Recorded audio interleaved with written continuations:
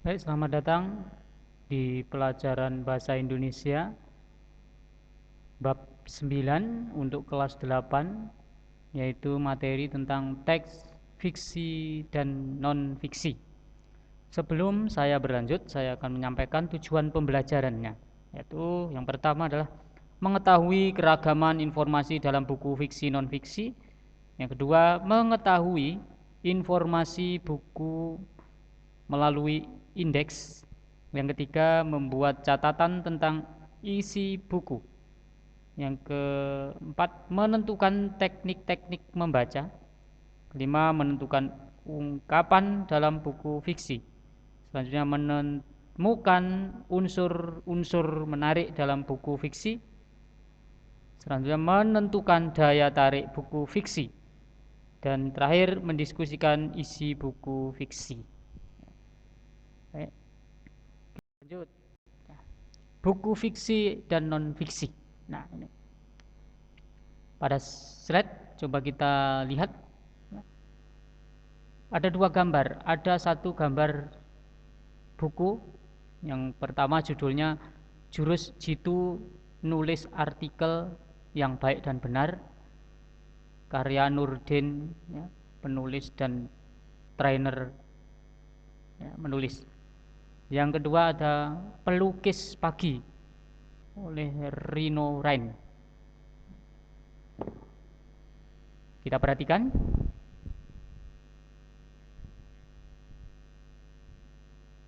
Oke, kalau sudah kita perhatikan, termasuk ke dalam jenis apakah kedua buku tersebut? Yang pertama, kalau jurus itu menulis, berarti kita ke buku apa? Apakah buku fiksi atau non fiksi? Ya, buku non fiksi, ya. Kalau yang jurus itu menulis artikel. Yang kedua, Pelukis Pagi, ini termasuk ke fiksi. Nah, menurutmu buku manakah yang isinya berupa hal-hal faktual atau fakta yang berjudul Jurus Jitu Menulis Artikel atau Nulis Artikel? Menurutmu buku mana pula yang isinya berupa khayalan dan rekaan pengarang? Judulnya adalah Pelukis Pagi. Jika dilihat dari judulnya, menurutmu apa isi dalam masing-masing buku tersebut? Tentunya saya menyampaikan bahwa buku yang pertama atau Jurus Jitu Menulis Artikel ini berkaitan dengan bagaimana cara menulis artikel yang benar dan baik. Yang kedua, Pelukis Pagi. Nah, ini isinya adalah berupa cerita, ya, atau imajinasi penulis tentang karangan apa yang disampaikan berkaitan dengan novel, ya ini. Ini di antara dua buku tersebut. Mari kita berlanjut. Sekarang mengenali dan menemukan informasi dari buku fiksi dan non fiksi.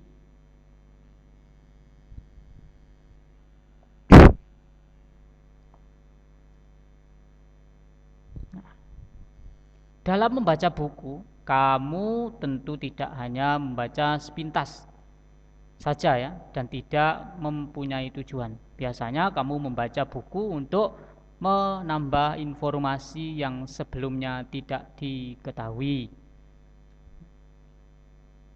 Ikut ini langsung ke yang selanjutnya, ya. Untuk memudahkan dalam mencari suatu informasi dalam buku, biasanya terdapat pada indeks buku. Ya. Indeks buku adalah daftar kata atau istilah penting yang terdapat di buku cetakan. Biasanya terdapat pada akhir buku. Nah, kalian bisa membukanya di buku Bahasa Indonesia pada akhir halaman buku. Kalian ada namanya indeks buku. Membuat peta konsep nantinya, ya. Peta konsep atau garis alur buku non fiksi. Nah, kalau kalian sudah membaca buku halaman 196 yaitu seni musik, ya, kemudian cermati peta konsep berikut ini berdasarkan teks tersebut. Nah, peta konsepnya adalah tentang seni musik. Yang pertama kalian tuliskan adalah atau peta konsep dalam buku tersebut perkembangan seni musik daerah. Nah, ini ada di zaman Hindu-Buddha, Islam, seni Barat, zaman modern. Terus pertunjukan musik daerah. Ya. Kalau tadi perkembangan ya, sekarang pertunjukan musik daerah ada karawitan sekar, instrumental, gending, atau campuran sekar. Fungsi musik daerah mengiringi vokal, mengiringi tari, fungsi sosial, fungsi hiburan. Jadi ini juga berkaitan juga dengan pelajaran SBK ya. Fungsi musik daerah. Kalau tadi fungsi musik ini fungsi musik daerah Betawi. Oh, itu jenis ini ya, jenis musik daerah.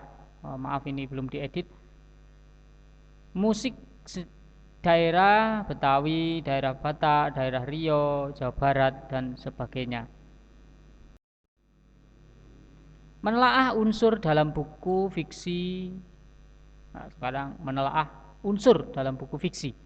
Hal yang bisa ditelaah dalam unsur buku fiksi salah satunya adalah menggunakan ungkapan. Buku fiksi berbeda dengan buku non-fiksi. Pada buku fiksi kaidah kebahasaannya yang digunakan biasanya adalah kata-kata perumpamaan. Nah, perumpamaan diumpamakan, ya, bagaikan rembulan malam menyinari lorong malam ini, ya, ya. Dibagaikan ibarat, ya. Nah, ini kalau dalam buku fiksi banyak kata-kata imajinasi atau kata-kata dari apa majas biasanya ya. Ada majas hiperbola, personifikasi. Nah, nah ini. Hal-hal lain yang dapat ditelaah ialah mengomentari isi buku fiksi. Antara lain cover bukunya bagaimana. Ya, judul pada subbab buku. Judul subbab buku itu kalau di dalam buku kalian informasi dalam teks fiksi dan non fiksi untuk bab 9 ini ada bagian A, bagian B ya. Nah, ini tema cerita. Nah, kalau dalam sebuah buku fiksi ada tema ceritanya seperti apa, alurnya seperti apa. Kalau kita berkaitan dengan drama, alurnya apa menyenangkan atau membosankan ya. Alur dalam sebuah cerita, kalau kita membuat alur cerita harus yang menarik. Nah, karakteristik tokoh. Nah, tokoh-tokoh dalam cerita tersebut dianalisis ya, seperti apa penokohannya, wataknya ya. Menyajikan tanggapan terhadap isi buku fiksi dan non fiksi. Menyajikan tanggapannya ini setelah kalian membaca, kalian ada tanggapan.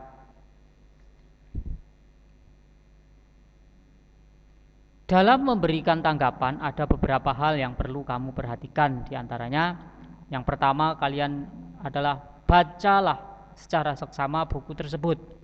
Jika kamu mau menanggapi sebuah buku atau kalian mau menanggapi sebuah buku, kita harus membaca seksama. Ya. Maksudnya dalam hal membaca ini serius, keseluruhan buku dibaca dengan cermat. 2. Perhatikan unsur-unsur buku tersebut. Ya. Ketiga, gunakan kalimat yang efektif dan menggunakan bahasa sendiri. Ketika menanggapi, ya, gunakan kalimat-kalimat dari kata-kata kamu sendiri. Contohnya, buku berjudul Pagi yang Indah. Menurut saya ada beberapa hal pada kebahasaan yang harus diperbaiki dan sebagainya, gitu. Contohnya juga ke tokohnya boleh, ya. Tentunya dalam menanggapi ini hal-hal yang baik ya, kalaupun ada kritik dan saran ya dengan bahasa yang baik. Setelah itu kamu dapat belajar menyajikan tanggapan terhadap isi buku fiksi dan non-fiksi yang dibaca. Kamu dapat melakukan dengan langkah berikut. Satu, daya tarik baca. Bacaan, maaf. Apa yang ada? Carilah daya tarik yang mampu menjadikan sebuah buku berkualitas. Misalnya pada tampilan fisik buku atau isi buku. Ya, tampilan fisik itu warnanya seperti apa, covernya seperti apa, desainnya seperti apa, isinya, kalau terkait dengan isinya menarik tidak ceritanya, ya. Kalau itu non fiksi, ya, berarti penjelasannya jelas atau tidak, mudah dimengerti atau tidak. Yang kedua, mendiskusikan isi buku. Setelah kamu mengetahui isi buku, kamu bisa memberikan komentar terhadap buku, bisa berupa kelebihan atau kekurangan sebuah buku. Nah, ini tentunya ketika kita memaparkan sebuah kekurangan dan kelebihan buku, nah kita harus cermat benar-benar mengetahui isinya. Jangan asal memberikan komentar tentang kekurangannya tapi kita tidak membaca secara keseluruhan.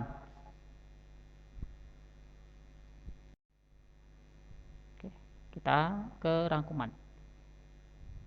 Unsur-unsur dalam sebuah buku fiksi dan non-fiksi dapat dilihat dari judul buku dan judul subbab dalam buku. Biasanya judul buku dan judul antar subbab tersebut memiliki keterkaitan dengan isi buku.